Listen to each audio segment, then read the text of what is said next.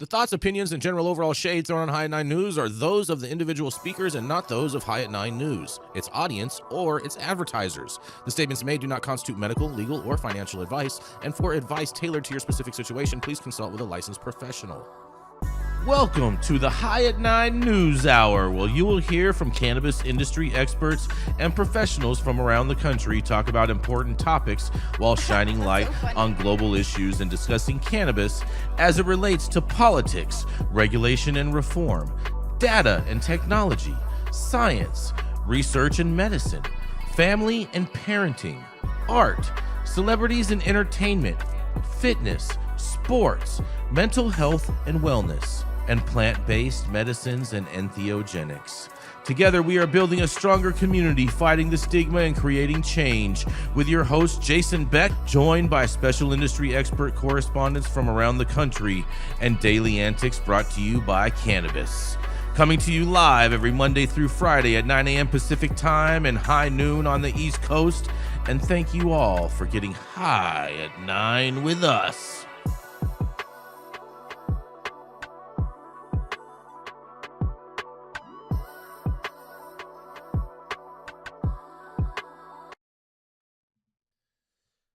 Yes. Good morning, everybody. That is right. Today is Tuesday, August 26th, and today is National Gut Checked Day. Have you got checked, Todd? Always important to have a good gut. Is that what it's for? Probably not. I don't think that's what it's for, Todd. I don't think could be either. It could be. Hey, your gut is your second brain, so you got to take care of your gut. You know, speaking of getting checked, it's also National Web Mistress Day. This you get your web mistress. This is mailorderbride.com, bro. No. But what do you buy them for the gift to celebrate the day? You've already bought them as the gift. Well, hold on. Is this a web mistress, like a mistress that you're doing stuff online with? As however you want to define that, Michael. You know, we live in some interesting times. I think it sounds to me like some mistress that you have web sex with. I don't see. How do you have web sex, bro? Is that just doesn't make sense to me. Well, called being the master debater. Oh, I see what you did there, Michael. That was clearly cute. Michael that was is an cute. expert. That was cute, Michael. Very cute. Very cute. Very cute. Last night. Take your credit. Speaking of web mistresses, it's also National Cherry Popsicle Day. Not sure I understand the correlation, but wow, cherry popsicle.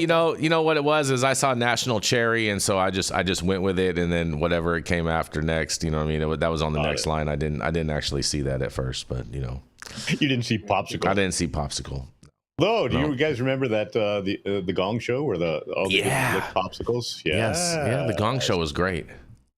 The Gong Show was great. I used to work on the Gong Show, by the way. You used to work on the Gong Show, Todd? I was the talent coordinator. Dude, get out of here. Were you really? Yes, sir. It's no wonder they use the gong so much. Yeah, right. Well, that was kind of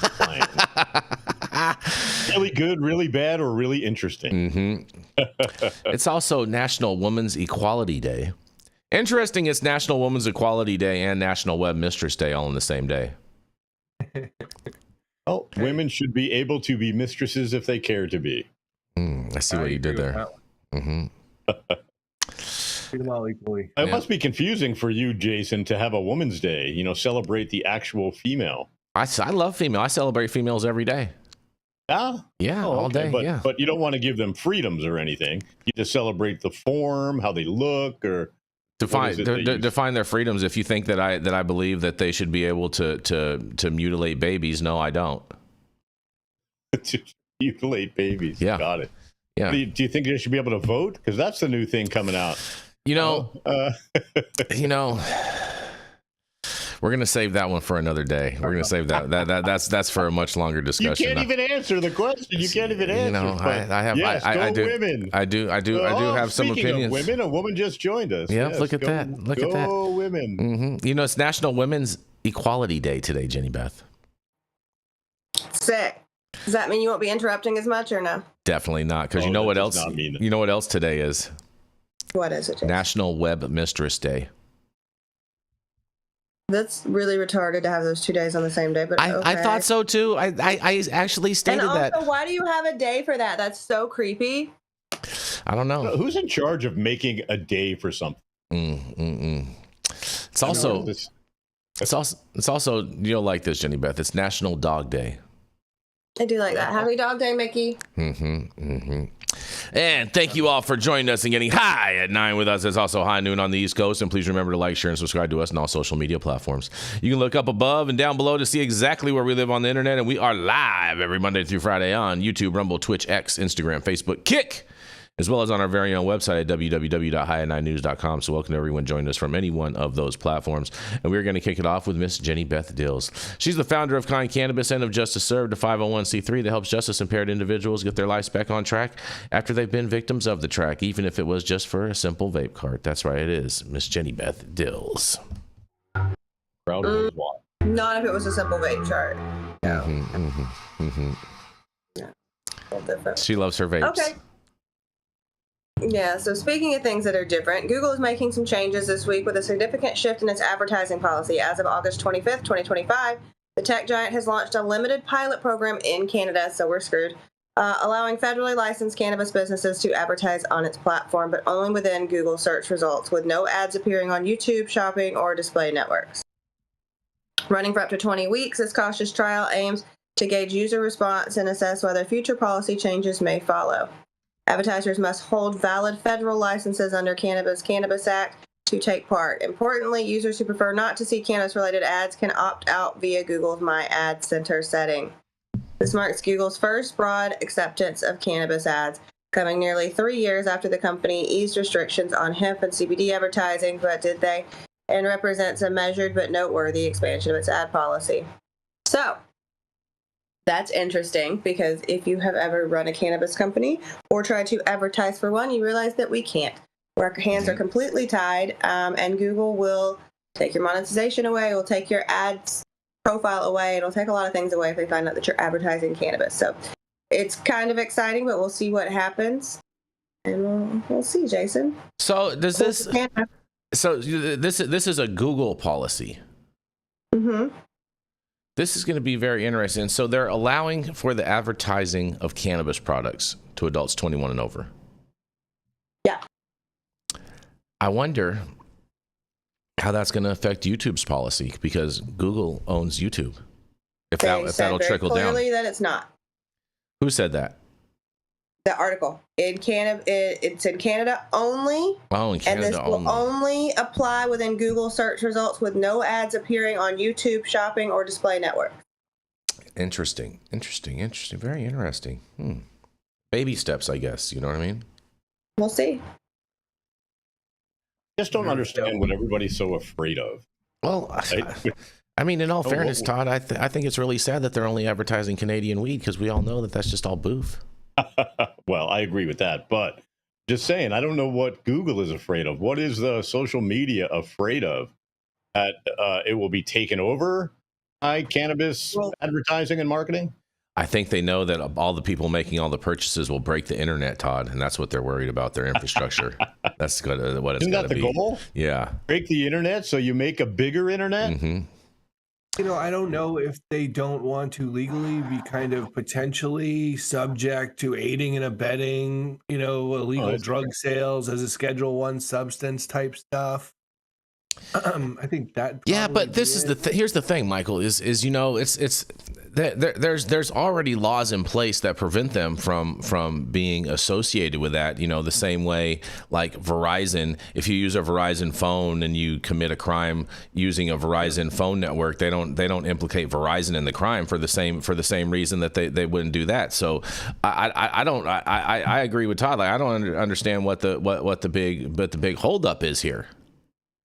Look how giant Silk Road became, right? That's true. I mean, that's what they're afraid of. Another Alibaba version of that.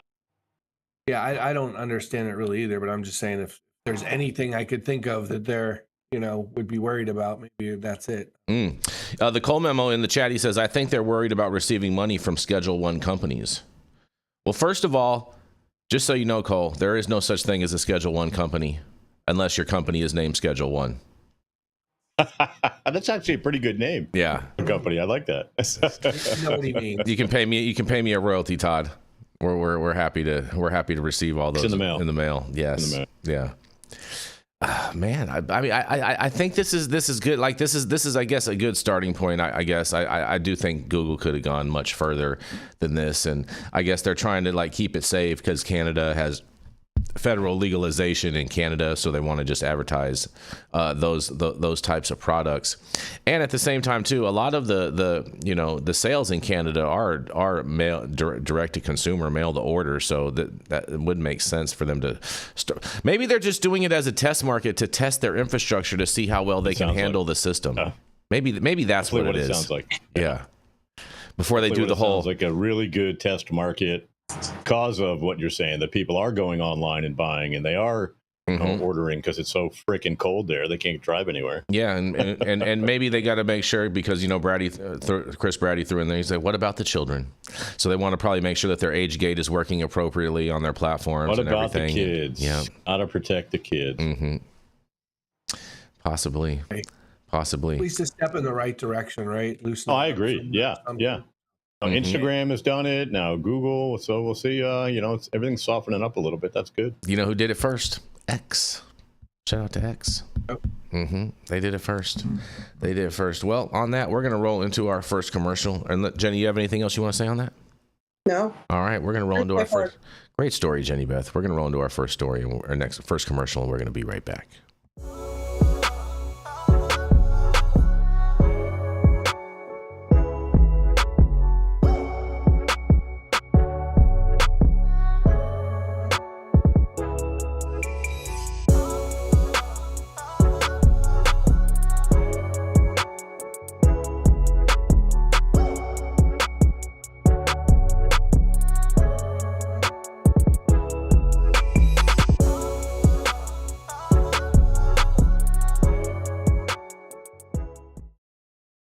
Thank God I said that first. Yeah.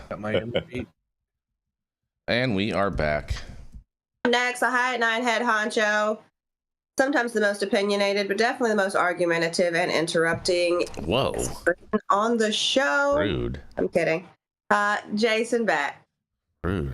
Everyone just loves to just torture the disabled constantly for some reason. Oh, poor Jason. We just can't make your head any bigger, Jason. I'm working with the guys who are blocking on set. We don't make the head any bigger. Our very own DEI hire, Jason Beck. Oh, that's cute. That's cute, Todd. That's cute. That's very, very cute. Well, you guys, he's back for another term. That's right. Bruce Stebbins. And his reappointment to the Cannabis Commission and his vision for the coming 5 years. And this is out of Massachusetts, you guys.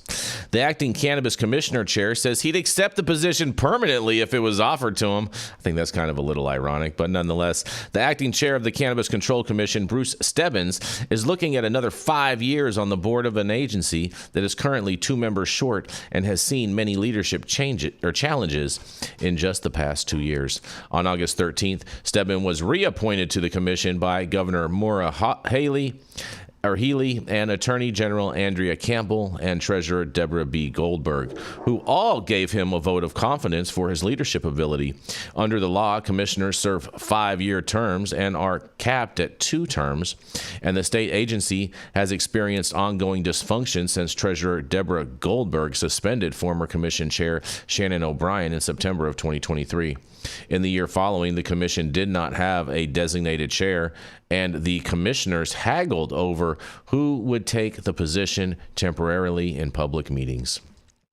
Goldberg eventually fired O'Brien and appointed Stebbins as the acting chair, and O'Brien is fighting Goldberg's decision in court. So in the meantime, the treasurer hasn't been appointed a permanent replacement for O'Brien.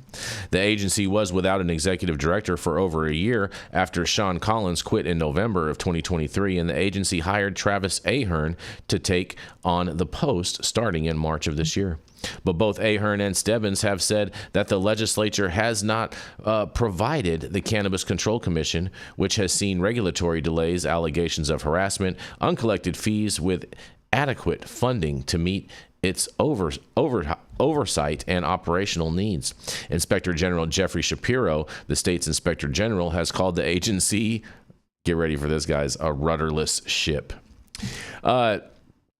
Nuri's Camargo left the commission back in May, and leaving the board with 2 vacancies. Ava Calendar Conception, whose position is appointed by the Attorney General, is approaching the end of her term in January of 2026, and Kimberly Roy still has nearly a year before her term ends in July of 2026. Neither Concepcion nor Roy have been reappointed yet.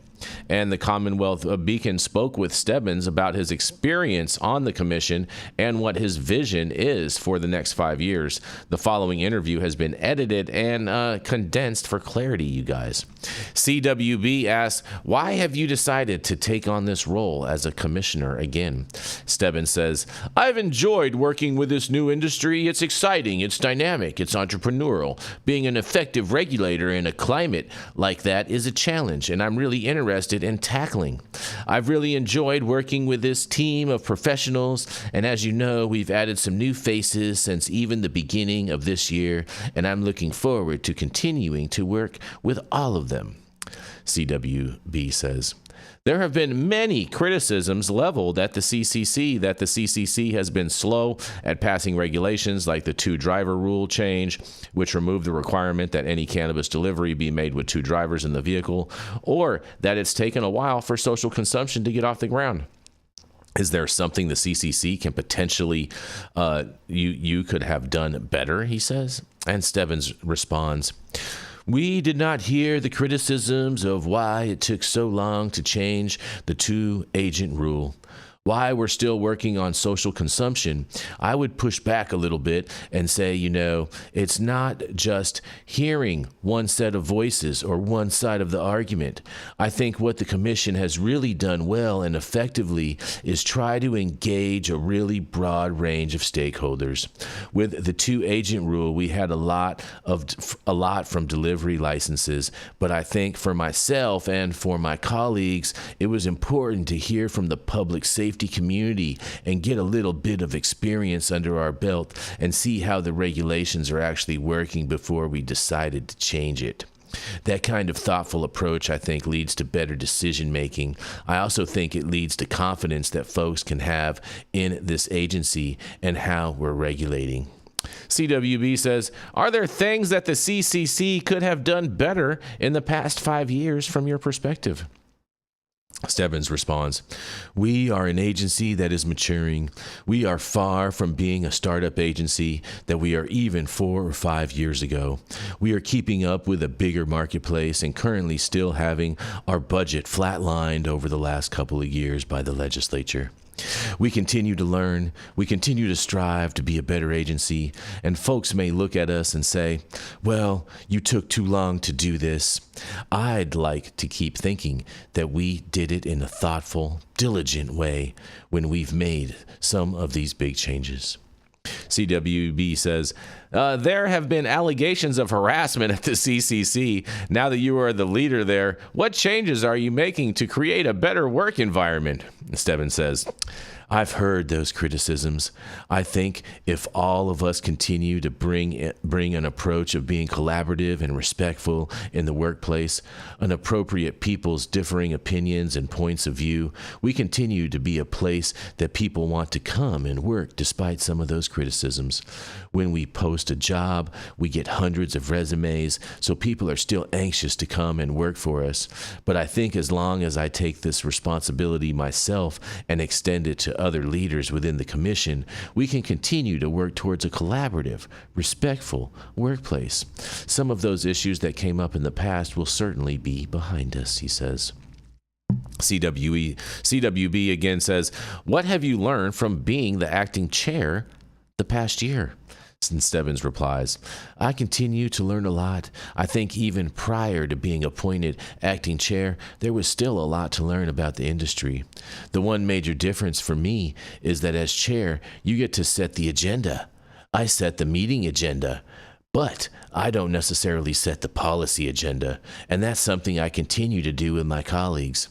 I look forward to having that continued collaboration with my colleagues to address new issues and also at the same time to welcome opportunities for our team to put issues forward, because many of them are out there inspecting and doing regulatory work with our licenses every day, and they're living and breathing our regulations every day.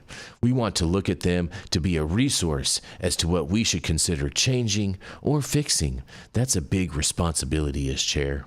The CWE says, if the treasurer were to name you permanent chair, would you accept that role? And Stebbins says, if I'm offered the permanent role, I'll accept it. And at the same time, we'll just continue to do the good work that we're doing. CWCB says, what's your vision for the next 5 years and what do you hope the CCC can accomplish? And Stebbins says, some of what I've shared with you is what I hope we can continue. The collaborative workspace, how we address challenges before they pop up, and how do we address opportunities that we might see. I want to make sure that we roll out social consumption safely and with a compliant implementation. I've talked with my colleagues and our team is collaborating to see what in our regulations need to be kind of modernized or updated.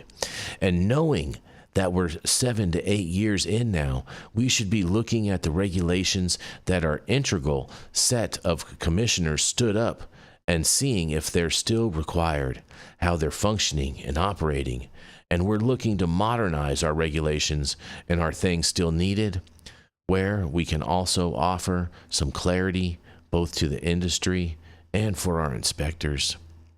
Well, that was a pretty whole bunch of an interesting interview where he pretty much didn't say anything, but I think the real question is what they should have asked him is what does he plan on doing if the voter initiative in Massachusetts goes through and they totally roll back all of the cannabis progress that they've made? Because obviously at that point he'd be without a job, and I can't wait to hear what you guys have to say about this. My favorite part about that is your impression of him. You like that, Todd? Like, that was a real weird one, Jason. So whatever, Jenny Beth. I thought it was weird. It was a little weird. It was like creepy. It was like the old guy on Family Guy that's like, Chris, come here. You want some cookies? With his criticisms, I think if it does continue to bring an approach, does he really talk like that? I mean, that's the funniest part about the whole article. I was wondering. I agree. I'm gonna go with probably not. I think it's really interesting that he didn't know dick all about cannabis and regulating it before he got the job. There's still a lot to learn, which means he probably still doesn't know dick all about it. And I also appreciate the fact that he is prematurely scapegoating the process by saying that I set the meeting schedule, but I don't get to decide what we talk about. Mm-hmm. Yeah, I thought it was. When we insane. get nothing accomplished, don't blame me. I just said it was happening at Wednesday at 4:30. Yeah, exactly. I don't set the I policy. told everybody to show up. Yeah. And I clearly sent out the invite. Yeah, I scheduled it, you guys. I scheduled it. The email was received. Yeah. I mean, Mm-hmm. there's 12 declines. Mm-hmm. So what am I supposed to do? That's funny, Todd. That is really funny. That is funny. I pride myself on good comedy. Yeah, that was pretty good, I must say. That was what they should be looking at in ways to modify the regulations. Like, okay, it's been 7 years or so. What kind of harms have we seen here? Oh, none. Yeah. Okay. We need these regulations. Can people use it safely in consumption lounge? Do we really have to worry about those issues? Yeah. You know, we have people drinking in bars everywhere on every street corner. Mm-hmm. I mean, come on now. Let's get over this ridiculousness. Have a bigger lobby, though, Michael. Come on. Mm-hmm. Well, you know, I thought it was an interesting thing, especially the fact that they didn't even ask the real question that everybody wants to know is what is he going to do for his next job if the office gets dismantled? They're already having funding problems, and they already speak of the fact that they're having problems collecting money from licenses from licensees out there. So, you know, it sounds it's a government position, so he's not going to have to figure that out for a long time. So he's going to get a very large, undiscriminate savage package. Mm-hmm. And you, young man, got to put that whole idea that they're going to repeal that to bed, because that's not happening. Can't. That's ridiculous. I don't know. There's a lot of prohibitionists in Massachusetts, Michael. You'd be surprised. Oh, they gathered all the signatures. This woman won her position with a lot, but she's also lobbied against everything else and not made any progress. So, I mean, listen, just because some people signed something on a voter initiative, I don't think that that's going to roll back an entire industry and put the toothpaste all the way back in the tube, Jace. Just because some people sign something, you know, doesn't really make anything really real. I get it, Jenny Beth. I get it. I totally. And scene. Oh, man, that was fun. That was fun. All right, we're going to keep this train rolling. We're going to roll right into attorney at law, Mr. Michael Minardi. He's from the Minardi Law Office out in the great red state of Florida and helps patients, advocates, and cannabis entrepreneurs find their way in the complex cannabis laws, whether it be criminal or business. You can find him at his law firm at Minardi Law, and is none other than Mr. Michael Minardi. Hello, everyone, and happy high noon on the East Coast. So, surprisingly, Massachusetts did only pass legalization by 53%. So, you know, a few votes either way could change that. I'm talking about psychedelics today, and Czech Republic on psychedelics. I love this.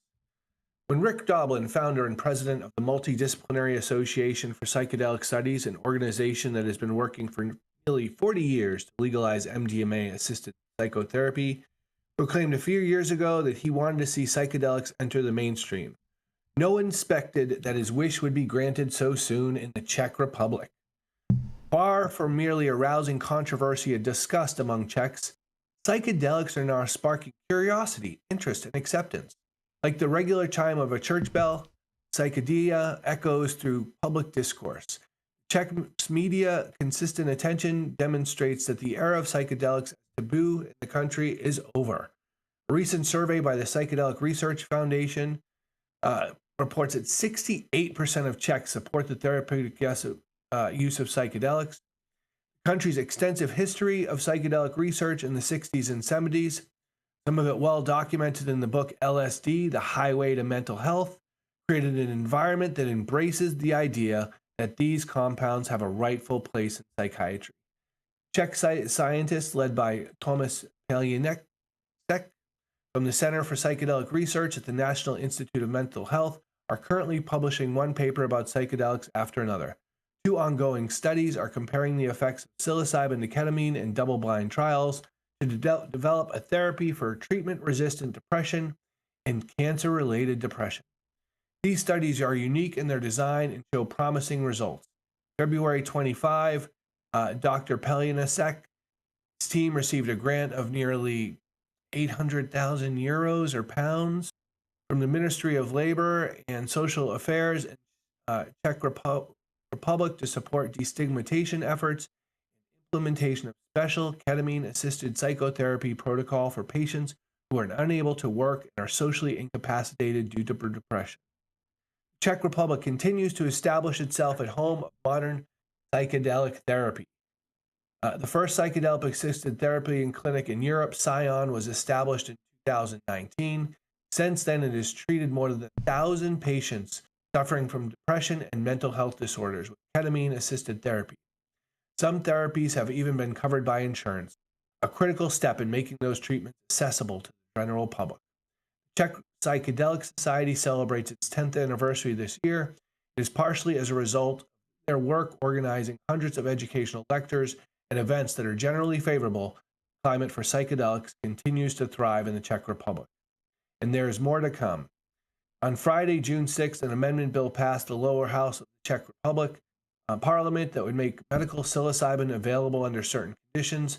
A few weeks later, the Senate and the President followed suit and signed the amendment into law.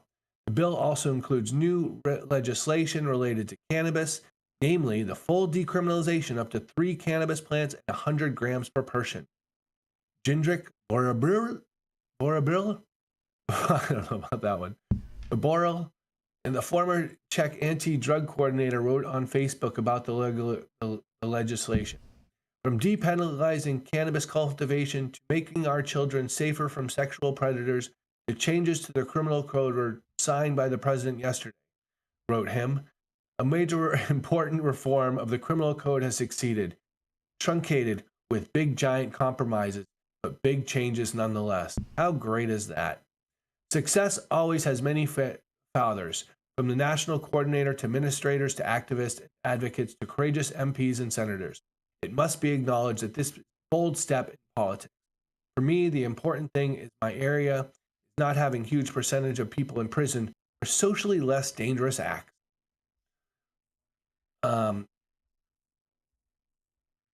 Continues on talking about the different importance of Dublin being involved in there and them doing additional studies in different countries, in Brussels, psychedelics in Europe, Dublin's participation in government conference, as well as the prominent attention given to MDMA in the events program, could be a harbinger to further steps toward opening the door to psychedelic substances. Czech scientists have shown wide-ranging interest in several different psychedelics and their therapeutic applications, as reflected in the diversity of recent research. Several studies on psilocybin and ketamine have already been conducted in the Czech Republic. The Center for Psychedelic Research also enrolled patients in the European Phase 2 trial of MDMA-assisted therapy for PTSD, led by MAPS.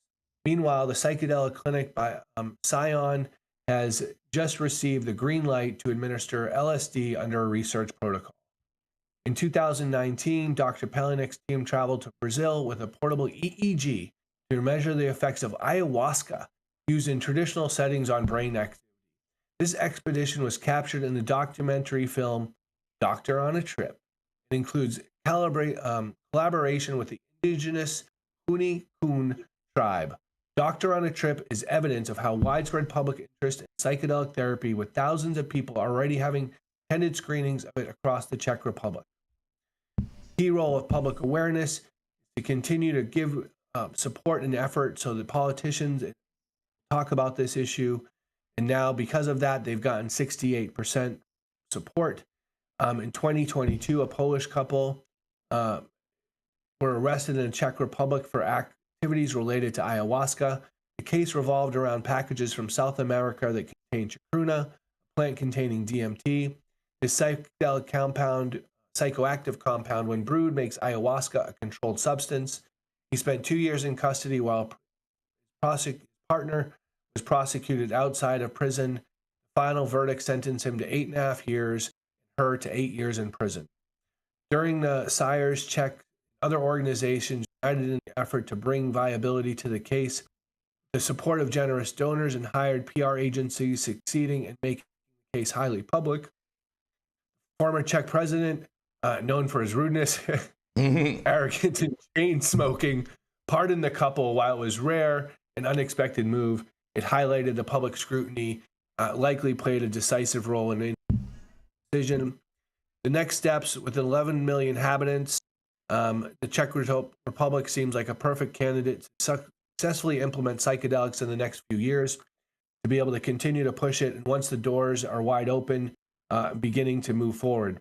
Today, more and more people involved are calling for a roundtable where all different parts of the sit together, discuss how to navigate the current system, how not to leave behind any of the elements of the psychedelic realm that are worth considering, such as gathering might prove crucial, yet also difficult to navigate, because in any other community or movement, the relationships among people are often the gray eminence that ends up writing the story. High hopes for the Czech Republic to continue moving towards a future where science, tradition, and community come together to shape an inclusive psychedelic landscape. Absolutely love this story. It includes so many different issues, so many different substances, and just the imagination and the belief that the Czech Republic would be so far forward on this while we are so far behind. It almost makes you want to get depressed. You can experience a therapy. Oh, man. You know, you guys are funny. I think it's great that they're moving forward. I think this can solve lots and lots of problems. And lots of these psychedelic drugs that are being studied are proven to really help people, from psilocybin to ayahuasca to ketamine and combination thereof. You know what I mean? I think it's great. I agree with you, Todd. I think it's great too, and it's not just it does to Michael. It sounds like it's not just psychedelics. It's they're lumping ecstasy in there with that, and ketamine and a few other drugs as well in this whole little thing. Are they going to be creating special centers for people to go and utilize these things, or are they just going to like all of a sudden just start throwing raves and letting everybody go and wild out? I was just going to say those places exist. They're called clubs. Yeah. Hopefully they will. We have ketamine clinics throughout the state of Florida here. Here too. Yeah. There's a bunch of them, 100%, and I got to tell you, people have miraculous, benefits from it. So, who knows what they're going to do? I think kind of like cannabis use, I would assume, I wouldn't know, but psychedelic use is like, you can't not use it and get some sort of medical benefit from it at some point. So. Mm-hmm. Interesting. What do you guys say about this, Jenny? You love Europe. I do love Europe. I have a few different things to say about this. One, ketamine clinics are, yes, I don't know. A lot of the research started in Colorado, and a lot of those doctors that were initially doing that have now said, hey, wait a minute, we didn't really consider that's like the long-term effects. So like I know people who've gone to rehab for cocaine, for example, and ended up with a ketamine addiction, and that's how they ended up dying, because they were put on so much ketamine during their time at rehab, and then that leads you to go find it on the street, so you have more and more. So please be careful with that. It is not just, you shouldn't probably go out and buy a bunch of K from some drug dealer and go home and rail that for yourself. That is not a therapeutic setting. Mm-hmm. Also, I wonder if this is speaking of centers and places where people can just go rage out. I wonder if, all the people who are really sad that the orgy tent blew over at Burning Man for this week can go get some therapies in the Czech Republic now.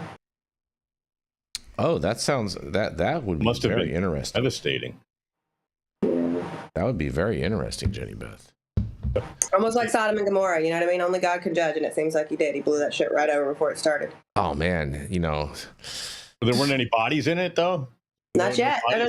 They apparently, I saw a story about it this morning. They've changed their orgy schedule. It's now only at Friday at 3:30. So if you're a Burning Man and want to sit out there for a week and then go hit up an orgy, Friday at 3:30 is your time, bud. That's the sweet spot, huh? Disgusting. Sweet spot. Imagine the orgy tent got blown out. Oh man. Well, I mean, it is National Go Get Check Day today, so I mean, I guess that is appropriate. Yeah. And Internet Mistress Day. Yeah, Internet Mistress. Yeah. Mm-hmm. Yeah. What were you gonna say, Michael? They have tech now at the Burning Man, so maybe they'll live stream the orgy tent. Oh man, that's only on their OnlyFans page, Michael. That's all pay-per-view access right there. You have to sign a disclosure too when you walk in the tent, I heard. Oh man, this is great news. I think overall, it'll be interesting to see what they see. A lot of times, these smaller countries will do these test pilot projects and then come back with the results after a period of time, and realize that nothing really bad happened, and then that will lead to other progress in other municipalities. So wish them all the best with this, and hope they got lots of couches and lots of glow sticks for all this psychedelic madness going on out there. Lots of glow sticks. Yeah. That helps depression better than a good glow stick. Nothing, bro. Nothing helps depression better than a good glow stick, bro. Makes you feel like a kid again. Yeah. Are you a doctor? I mean, I'm not a doctor, but I did stay at a Holiday Inn last night, Todd. Oh, yes. Well, there you go. Oh, that was fun. That was fun, Michael. On that, we're going to roll into our next commercial, and we are going to be right back. Every legend has a humble beginning. In world news, leaders are gathering today for the annual summit. I want to tell you something, Che. The government is watching us through the television. Oh, John. Look, right there. They're trying to hack into my TV box. We're still not able to hack into the TV box, sir. Ha! But they can't. I've rebuilt the entire electronic system, and it sends and receives signals through quantum phase space. They'll never get in. Engage target. In other news, local authorities are investigating a series of strange atmospheric phenomena reported by residents. Ma'am, we're with the federal government. We need to ask you some questions. John? Is there a problem? We've been trying to penetrate your TV box for over 6 months. I told you they were trying to watch us through the TV, but you didn't believe me. We can't get in, and to be frank, we have no idea what you've created. Yeah, that's the point. It's called privacy. You know what the Fourth Amendment guarantees? All we know is that we can't get inside. We want to know if you can create one for us. QUX. Even the government wants one. We are back. Stop whatever you're doing. Make sure you smash that like button. I know we'll appreciate it. You'll appreciate it. And YouTube will appreciate it. Also, make sure you subscribe to the channel if you haven't subscribed already. And all of the articles that we cover on today's show, you can read directly on our website at www.highat9news.com. Introducing QUX Pay, or simply the Pay app. Where you can pay like it's nobody's business. Because it isn't. It's what everyone's been clamoring for. It's finally here. Secure every payment. Your data stays private. QUX will never sell your data for profit, period. Pay friends, family, contacts instantly. No hidden fees. No limits. Spend on the move. With this patented technology, you can use debit, credit, bank transfers, cash cards, and even crypto completely offline. Amounts transferred through the Pay app reach their destination instantly. Transfers in a flash. As quick as sending a text. No more waiting around like crypto. Are you ready for the future of payments? The state of the art for money is finally here. Data privacy and security protocols trusted by militaries and banks worldwide. QUX Pay, the Pay app. Available as an app and point of sale system, personal and corporate accounts available. Go to QUXPay.com and start using the Pay app today.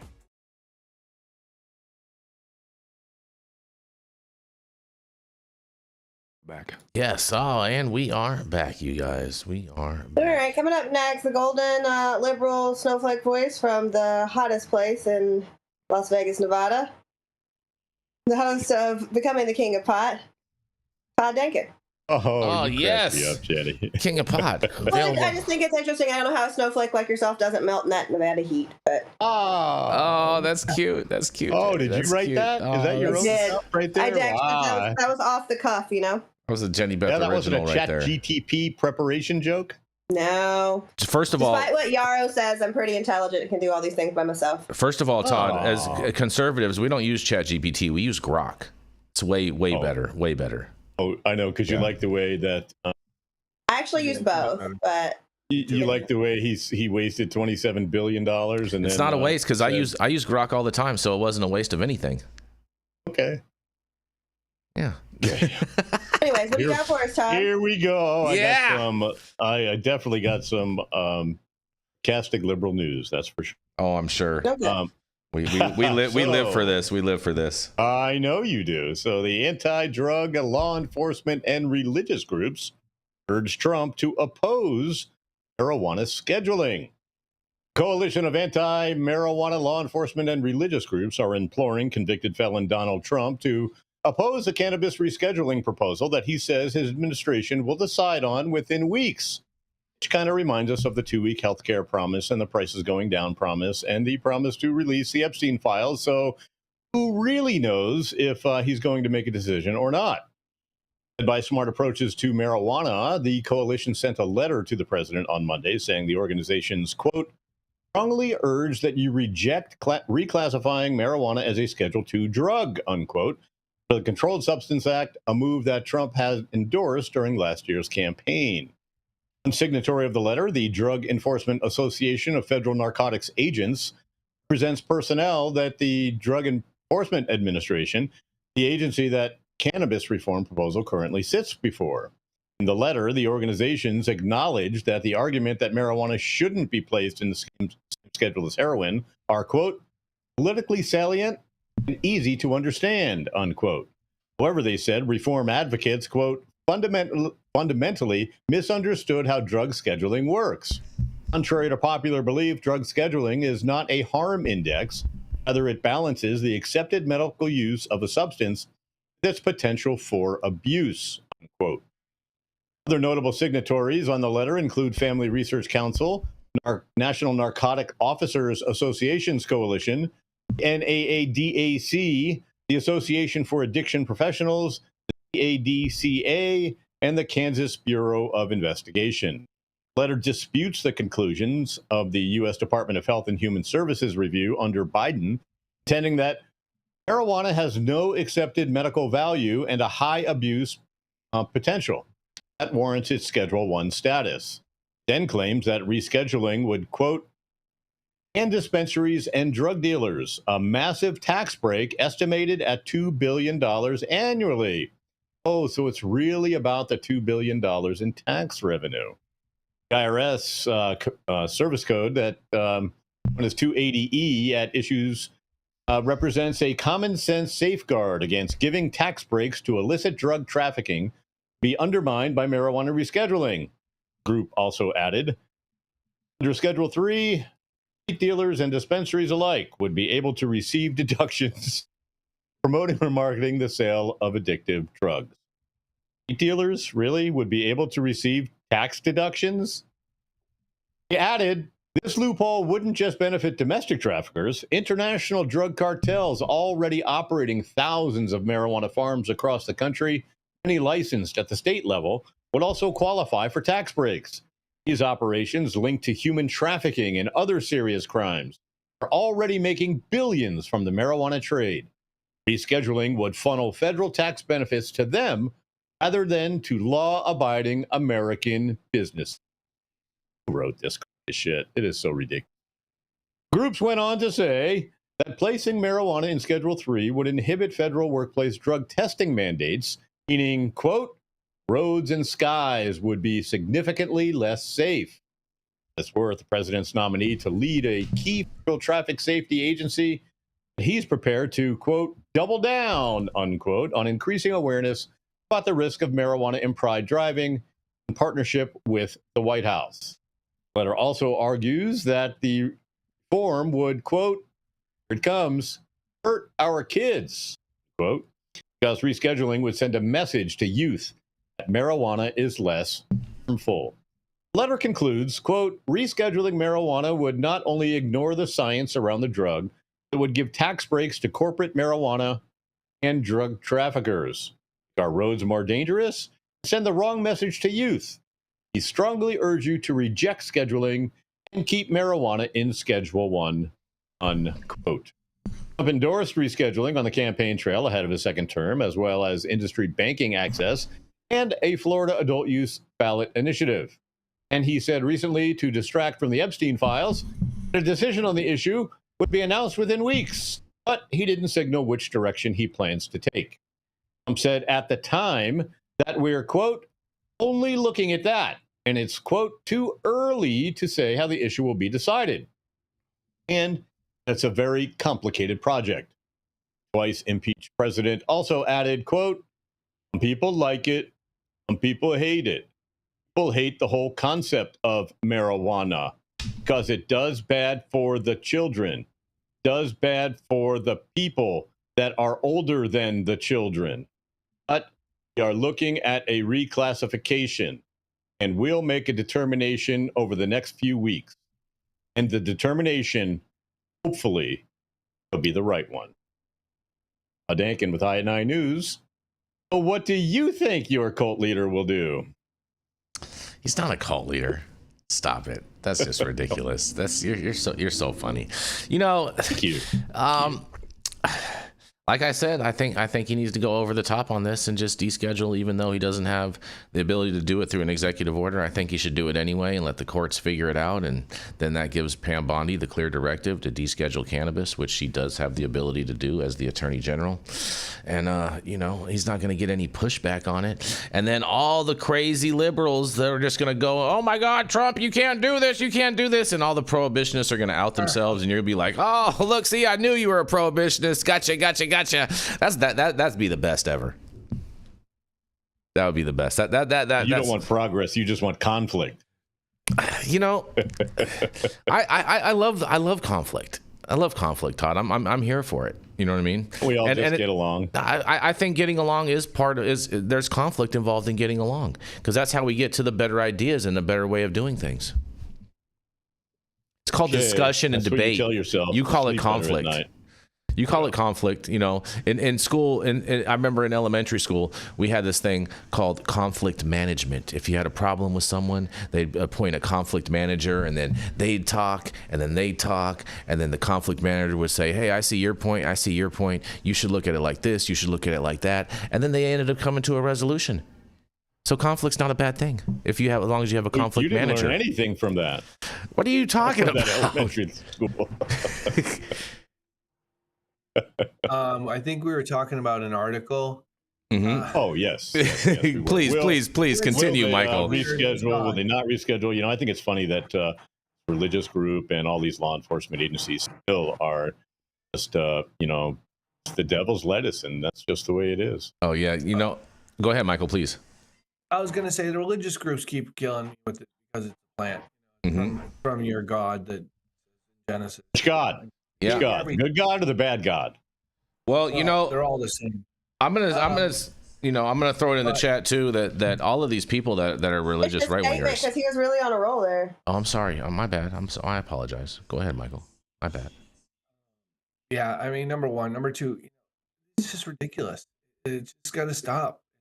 These ridiculous of the traffic issues and stuff like that. Most articles and studies out of NHTSA all say, not really that dangerous, especially for common users, new users. And I'm not saying ever condoning driving under the influence to the extent your normal faculties are impaired, you know, but most cops think you smell like weed. You're like, oh, okay, now. You can have a drink or two and drive responsibly with alcohol. You know, this shouldn't be treated any differently. And we know alcohol kills about 30 to 40,000 people from drunk drivers every year. You know, what kind of statistics do we have with that with cannabis? Zero, pretty much, as the direct cause, not with other substances in their body. So, you know, this stuff has got to get by. I hope Trump has the courage to do the right thing, deschedule. I don't think he will. I think he'll S3 it, you know, and minimize it and kind of do both, you know, because he's helping out people, but he's not, you know, really going all the way to actually help out the people who are using cannabis on a daily basis. Really, that's my biggest issue. You know, I mean, these people are ridiculous. I mean, it's not his agenda, though. His agenda is to help who helps him. So, well, if give him the most money is what's going to happen. If that is the case, Todd, then it will ultimately go to Schedule 3 because Scott's Miracle Grow, Bill Hagedorn and Kim Rivers and the money guy behind Kim Rivers gave Trump millions and millions of dollars during the campaign to do something like this. So there's your answer. Yeah. So ultimately, that if that is your level of thinking on this matter. Then yes, don't believe your my lying eyes. Yeah, right? Don't believe what's blatantly right in front of me. Right? Don't believe that. You know, you come up with a lot of crazy things. I see all the posts that you send me, and it's all most of them are all totally ridiculous and way off base. And you know, he's not a cult leader. No, TDS is a real thing. TDS is a real thing. Your alternate fact. I'm here to help you with your TDS every day over here at Todd. Where you know, I don't know if really where True Leave is on the descheduling versus rescheduling. Where True Leave is, True Leave wants it to be a Schedule 3, so then that way they can get their big pharma buyout. Pushing it, but is that true, or where did that come from?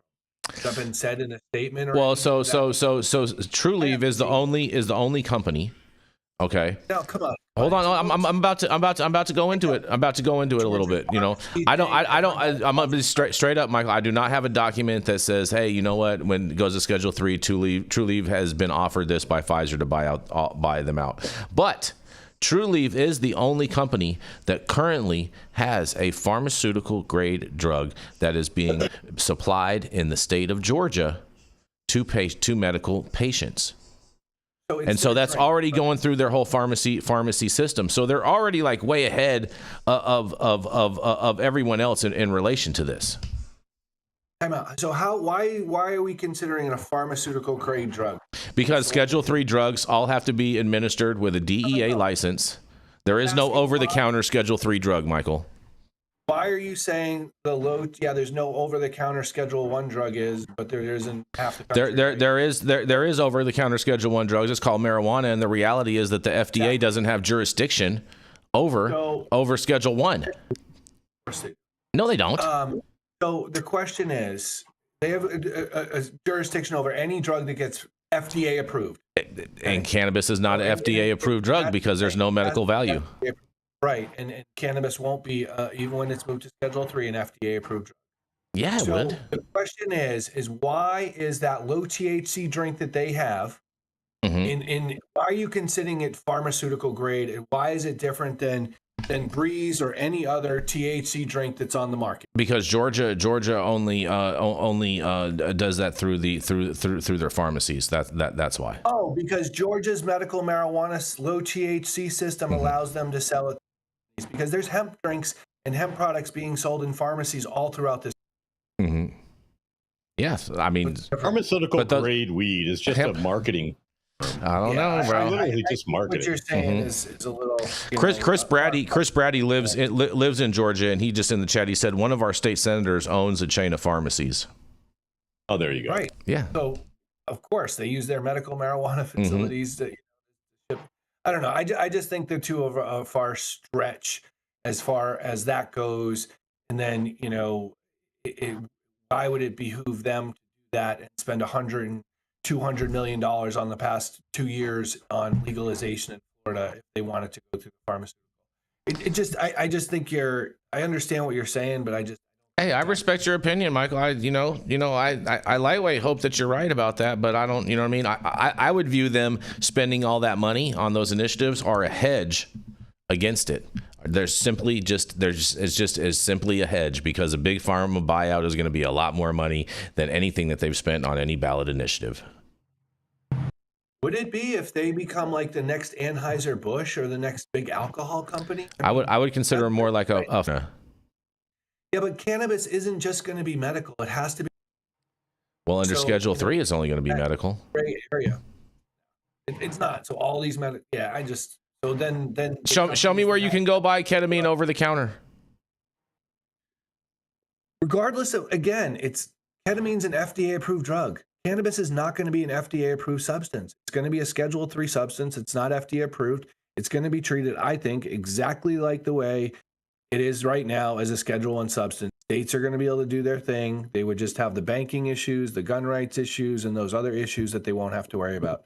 That's my opinion, and I guess we'll only see. Oh yeah, we'll see when it comes. I super respect your opinion and your perspective, Michael, and I'm always happy to debate with you on this all day, every day. Jenny Beth, you have anything you want to throw in on this? No, you're just going to sit there and. I've already said my opinion on this. Okay. All right. Well, we're going to roll into our final commercial then, and we're going to be right back. And Todd, I have another story that's similar to yours I think you're going to love when we come back.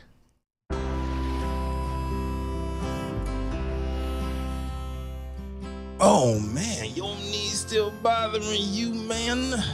Yeah, my left one, But I'll tell you what, I've been using this new CBD cream, and it works like a miracle. CBDs? I done heard about them CBDs. I was out there on them Twitters the other day, and I heard they get you high as a kite. Well, not this stuff. This stuff is tested. Every batch, all the way through, pharmaceutical grade, and in a GMP certified facility. So you're not going to have to worry about flying high. GMP certified? I might have to try some of this out. Where am I even find this? You go directly to aimhighhemp.com and they will ship it to your door right away. Test it. It's not a name, it's a promise. Yes, and we are back, you guys. We are back. Well, Todd, I promised you a religious story. I hope you're ready for this. I hope you are ready, Todd. I'm ready. Man, oh man. Because the Catholic Vote President Kelsey Reinhardt. Why we firmly oppose reclassifying marijuana. That's right. Kelsey Reinhardt, president of the Catholic Vote, explained why the organization has joined more than 40 others in the country to encourage President Donald J. Trump to resist calls to reclassify marijuana. In a quote, she says, "Today's cannabis is a high-potency, brain-altering substance linked to anxiety, psychosis, and addiction," Reinhardt said August 25th. "Studies show It can trigger lifelong mental health disorders, especially in young people, yet its use is rising fast. In states like Colorado, where marijuana was legalized and where I live, the social dysfunction has left the streets unsafe. And homelessness is rampant, and crime and traffic accidents involving drug users have spiked, and zombified persons loiter in the parks, Reinhardt continued. Well, that's because you have a fentanyl epidemic going on, lady.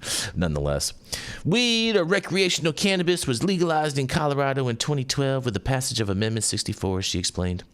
Colorado and Washington were the first states to legalize recreational use following this vote.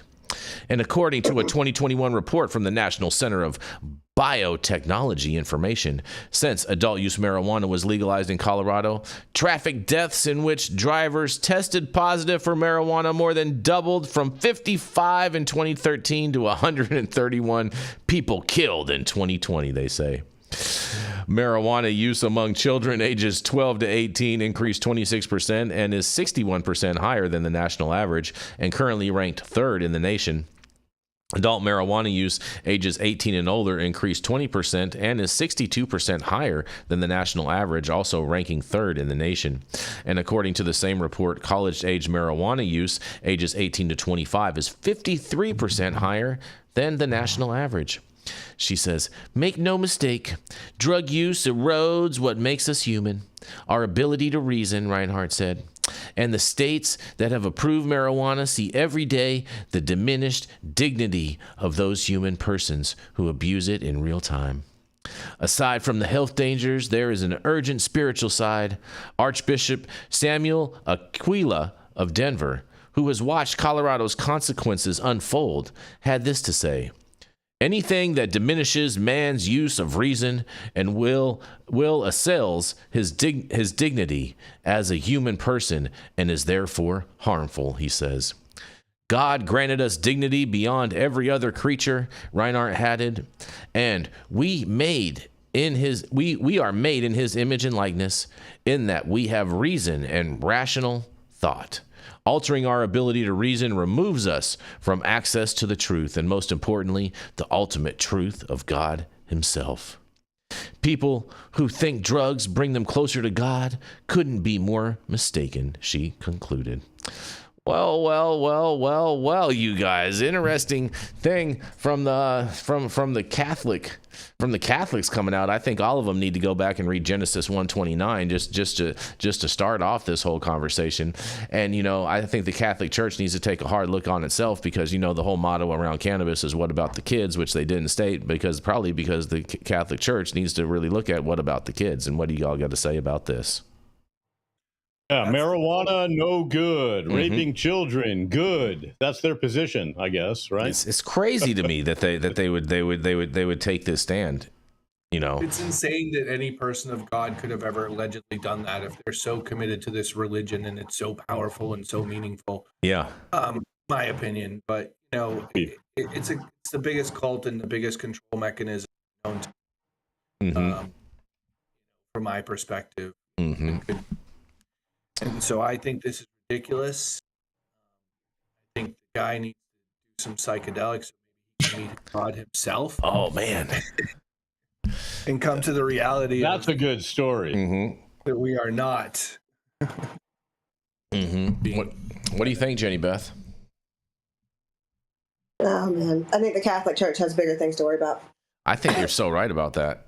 I would totally agree with you on that. I think they need to kind of stay out of this fight. And just, go back to working on cleaning up their own house. Look at history. They're the ones that started this fight, right?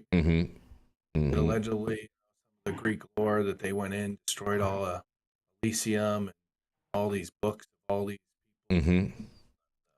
Oh, yeah. Elysium brew and the brew out of India. I forget what the name of that is. All these first beers that really all had ergot, psychedelic substances. Way before the Catholic religion existed. Man, it's crazy. Any final thoughts? Save the kids. That's we it. can rape them. Oh, it's a good slogan. Oh, man. Anything else on this, Todd? So we can sacrifice them to the priest. They don't prosecute priests either. Oh boy. This is the problem with the Save the Kids argument.